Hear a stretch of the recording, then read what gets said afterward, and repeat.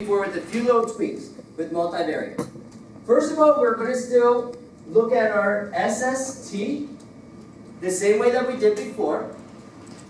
So our SST is right here.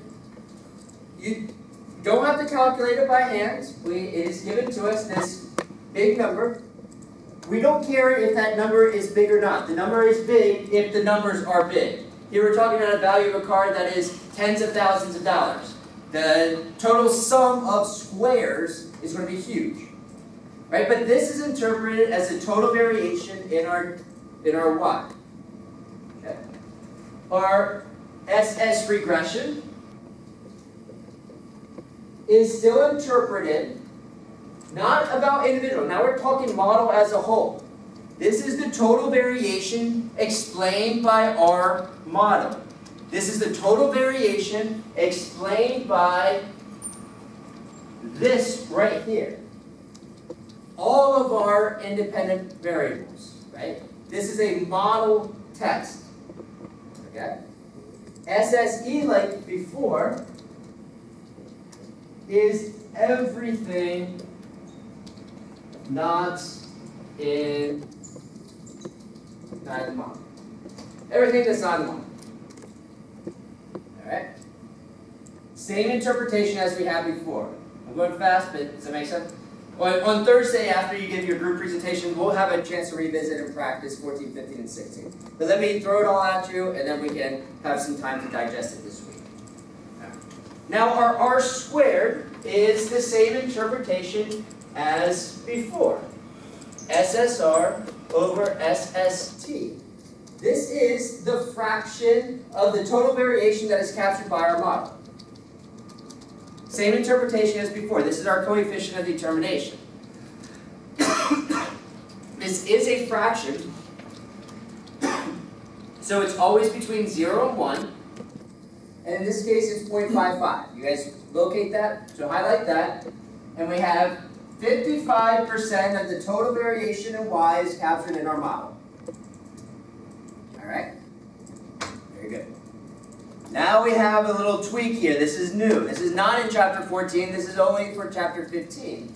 And it is our adjusted R squared. What in the world do we need another R squared for? Now, I want you just to take a step back and just think about this. Can we add as many independent variables as we want? Yes. You can throw in, what is something that has nothing to do with the value of a Camry? My golf game, right? How good of a golfer I am. We can all agree that that has nothing to do with the value of my Camry, right? Or anybody else's, okay? Can I put my golf game or the average golf for each one of those people who own the different Camrys? Can I put that in as an independent variable? Sure, why not? Right? So if I look at my data here, so car 1 is Josh, okay, and then I'll put my average golf score. Car 2, Abby owns car 2, the price of her is that, and how good she is at golf. I'll put in Casey and all that, put in everybody, and we can put in their golf score. What do you think is going to happen to my R squared if I put in any variable? Is it going to go up or down? My R squared. The percent that is explained by my model for the total variation. By definition, now this is important, by definition, every time we add an independent variable, no matter how stupid it is, R squared will always go up. Always, always, always go up. We can throw in 1,900 variables. Each time we add a variable, R squared will go up. Because somehow, Excel doesn't care whether it's related or not. It's just adding more information to describe this. Right? So we can keep adding more and more variables to keep increasing our R squared. Right? But are we making our model any better? What the adjusted R squared is, it tries to capture this trade-off. If we add more variables, we're going to increase the R squared by definition. but are we making our model actually worse? What is the adjusted for, are we just throwing in things to throw in things? Right? So it's a trade-off by just adding variables for the sake of adding variables, or is it actually making our model better? Now, this is equal to, you don't have to calculate this or memorize it, but the adjusted R squared, let me just give the equation so we can look at it.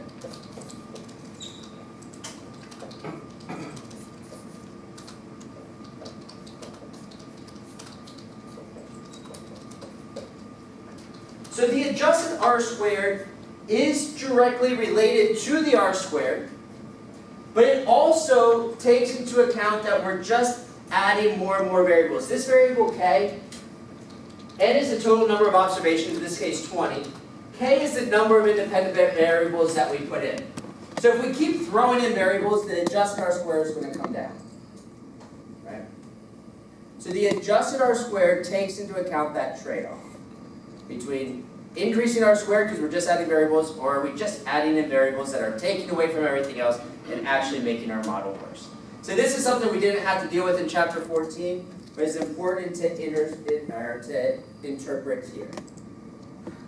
How do you guys feel about that? Okay? Good. Alright, so we talked about our R squared, our adjusted R squared. We talked about... So are we going to need to calculate it? Oh yeah, absolutely. Absolutely. You know what you're going to do? You're going to look at the line right below it. Oh. I was wondering. Are you going to have to do it? Yep. You see right below it? That is, we can easily plug in, we have our R squared, plug it into this formula, and we can get that same answer. Okay? If I put in here, and you don't have to do this, so don't worry about it. No, it's fine if it's there. Don't confuse it. Yeah. So it equals 1 minus, in parentheses, 1 minus R squared times n minus 1, 20 minus 1, divided by 20 minus 2,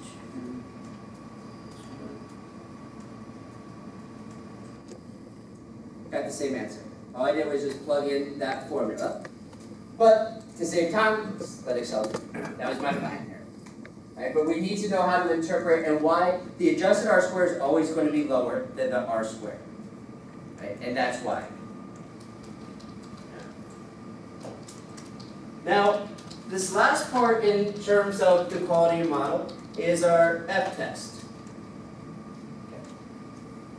What the F-test is, the same interpretation as we had in chapter 14. Remember in ANOVA test I had you fill it out? This plus this equals this. This plus this equals that. The sum of squares total divided by degrees of freedom equals our mean sum of squares. So this divided by 17 equals this. And our F statistic is this divided by that. So the same thing, the way we filled out that chart in ANOVA is filled out the same exact way here. But now the F-test is a measure, again, of our goodness of our model. Right? It is testing the null hypothesis that every one of our independent variables are equal to 0. So if we have at least a decent model where at least some of our independent variables are good, we're going to have a high F statistic. Right? And then what is the significance? Given right here. Do we have a good model in this case? Yes. Yes. Right? Because the p-value is very low. In fact, I am... Is that not always what the F statistic It's always what the F statistic... means? That's not always what it means? It is always what it means. Right? So overall, I'm 99.89% confident. I just did 1 minus that 0.001. I have 99.89% confidence that at least some of my independent variables are explaining our dependent variable. Okay? That's a pretty high side.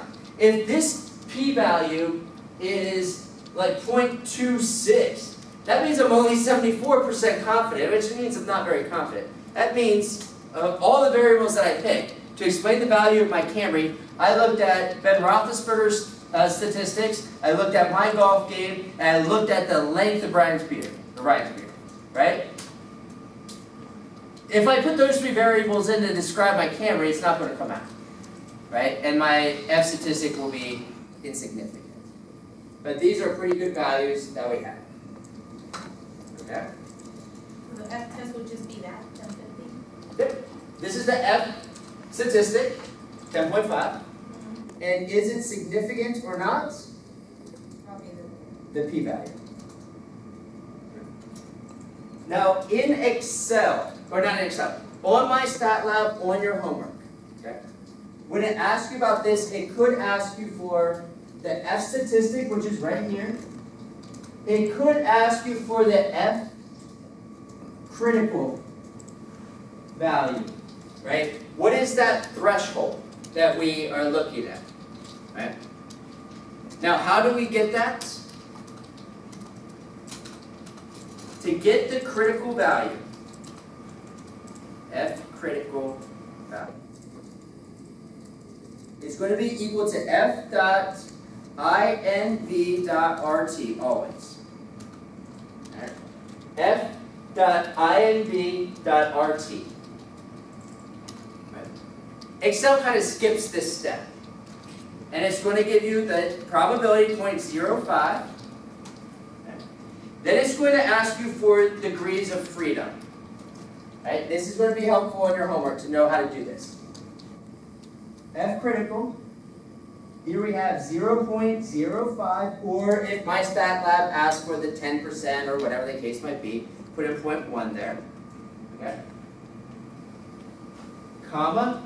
There's going to be two different degrees of freedom that we're going to need to input here to get this critical value. The first one is K. K, number of independent variables. Okay, so it's going to be 0.05, comma, in this case, 2. Mileage and age. 2 independent variables. Comma, n minus k minus 1. This would be number of observations. In this case, we have 20 Camrys that we're looking at. So this would be 20 minus 2 minus 1. Right? That would be the other degrees of freedom that we put in here. So it would be 0.05, comma 2, comma 17. So I did the mental math there. 20 minus 2 minus 1. Okay? Or, if you forget about what your degrees of freedom are, like this, notice I said this is 2, and this is going to be 17, right? 2, 17. Okay. It's always going to be those two numbers as well. So it would be the 0.05, the f.inv.rt, in parentheses 0.05, or whatever they tell you to do, comma here, comma here. Right? But specifically it's k and n minus k minus 1. So if I go back to my Excel, 0.05, comma 2, comma 17, this is my critical value. Okay. So what this is basically telling me is I have this F distribution, which looks like this. Here's my critical value of 3.59. My F statistic is what? 10.5. So clearly we're in the rejection range. But that's just kind of a little background about what we're looking at and what we want to see. You guys get all the same F critical values that I got? Now, MyStatLab may ask you for that, so I want to give you some heads up about what it is that you have to do. All right? Very good. All right. Pains me to say it, but that's it. Right? That's it. When we're trying to analyze, now we're not done with chapter 15. There's a couple of points I want to highlight that's a little bit unique and a little bit cool.